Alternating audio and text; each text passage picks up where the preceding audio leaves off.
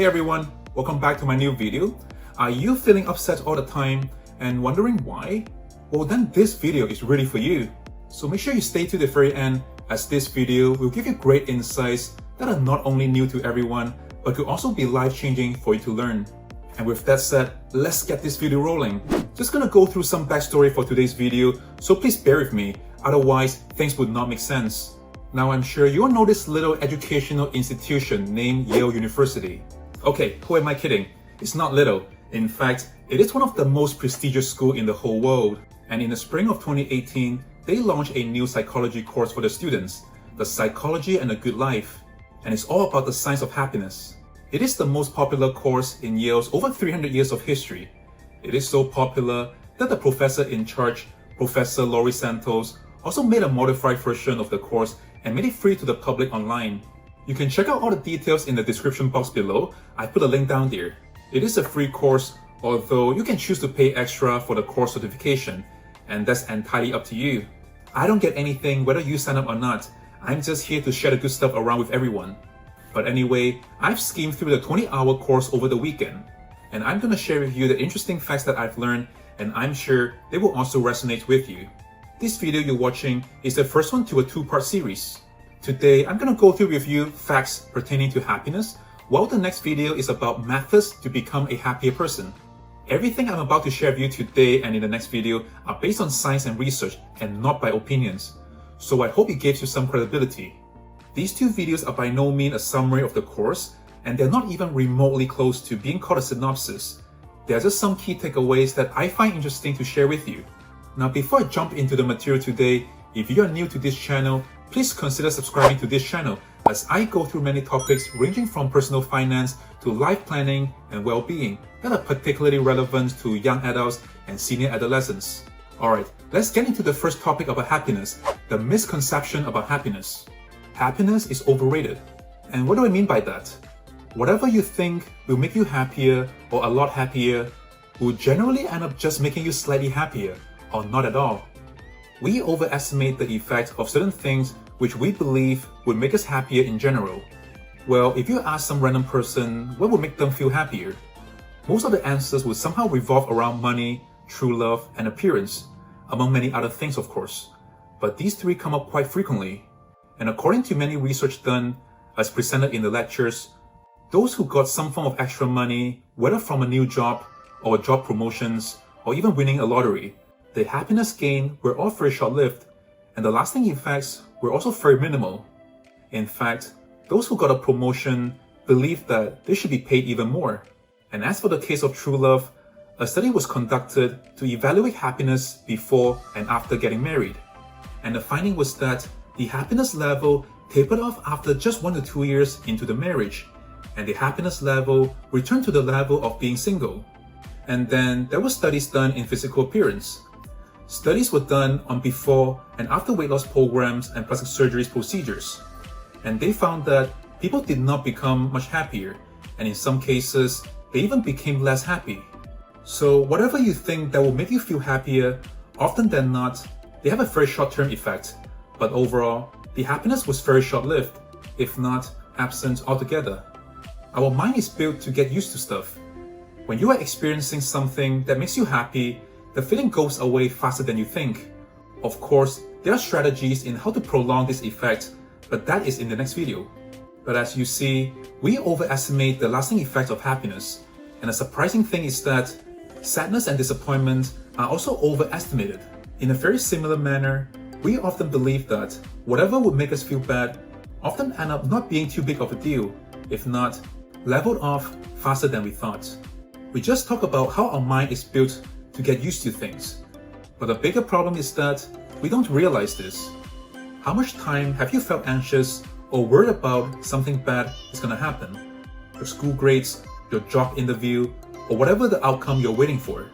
You spend all this time feeling negatively about something, and in turn, it also makes you a more negative person. And according to Yale and the findings, this is called the impact bias. That you have a strong belief that certain things or events will make you feel really happy or unhappy about, but they often end up not being too big of a deal because you are so focused about the outcome and not the surroundings. Our feelings are not one-dimensional. It is affected by many aspects in our lives. You may feel like you're disappointing others, but who are you really disappointing? Do they really care? Or you really want to get into that dream school of yours, but you didn't get in? Are you sure that school is the best one? According to who? And guess what? Even if the outcome is not what you want, sooner than you think, you couldn't care less. And this is not what I said, but by many professors and doctors who have done many studies about this. So just a quick recap to what I've said so far. Whatever you think that will make you feel happier or less happy about are often overrated. And that brings me to the second part of the video. What determines your overall happiness? So this comes as a little surprise to me also. Studies were done and concluded that 50% of our happiness is actually genetically based. Some people are just happier than others. Whether you are a half-glass empty person or a half-glass full person is genetically predetermined. And you may also think that some people are just living in really bad circumstances and would naturally feel sad all the time. Well, that is what we think. But according to studies, only 10% of our happiness is due to life circumstances. You may be surprised to learn that even people from the less privileged places having a similar level of happiness than those who are in more privileged places. But the main star of the show is the remaining 40%. That is what our thoughts and actions and attitude come into place. This 40% is where every one of us can make drastic changes to make us feel happier or less happy, which I will go through in the next video. You may believe that if someone is genetically a sad person and the person is living in really bad circumstances, then this person is destined to feel sad all the time. But take a look at that 50% we talked about earlier, the genetic predisposition. Nobody is gonna have the entire 50% or having none of it at any given time in our lives. It's not either the full 50% or 0%. It's not an all or nothing scenario. We all fall within the range between 0 to 50%. If you're genetically a happy person, then maybe you get like 40 to 49% out of 50. Or if you are a genetically sad person, then maybe you get like 5, 10, or 20%. See where I'm going here? So at no time you'll be at 0%, the genetically absolutely zero happiness person. You'll be having a much bigger issue if your brain makes you a 0% happiness person. So now let's get back to the remaining 40% of the whole picture. If you are able to manipulate your 40%, which is the thoughts, actions, and attitude, you can get like 30 to 35% or even 39 out of the 40. And with whatever you have from the 50% genetics, then out of the 100%, you will get more than 50%. And that makes you a relatively happy person. So even though we can't do much about the 50% genetics and the 10% life circumstances, but your 40% of thoughts, actions, and attitude can definitely make you a happy person, if not a happier person. Now let's get to the last part of this video. The mind likes to think in relation to a reference point. Now I'm sure you have heard from someone somewhere that comparison is one of the reasons why you are sad. It is 100% true, there's no dispute about that. And I'm gonna give you more insights. Many studies have been conducted to determine the effects of comparing ourselves with others. And the results are not good, especially those who look at social media a lot. The more you compare yourselves with others, the worse you feel, and the lesser of a person you feel about yourself. People love to compare. Prior to coming into the lecture, I already knew this, but the studies presented really blew my mind. One study done was to ask people which one would they prefer. A salary with $50,000 while others are only earning $25,000? Or B, a salary of $100,000 while others are earning $250,000? Just take a moment here to think about this. Don't you want more money? $100,000 is much more than $50,000, isn't it? But the surprising result is that more than half of the participants prefer getting the $50,000 instead. This is just mind-blowing, and I'll get back to this in a second. Another study is to find out who is happier, the silver medalist or the bronze medalist in the Olympics. Your instinct may suggest you to say the silver medalist. It is better than the bronze, right? Well, you're partially right. A silver medalist is a higher achievement than a bronze, that is for sure.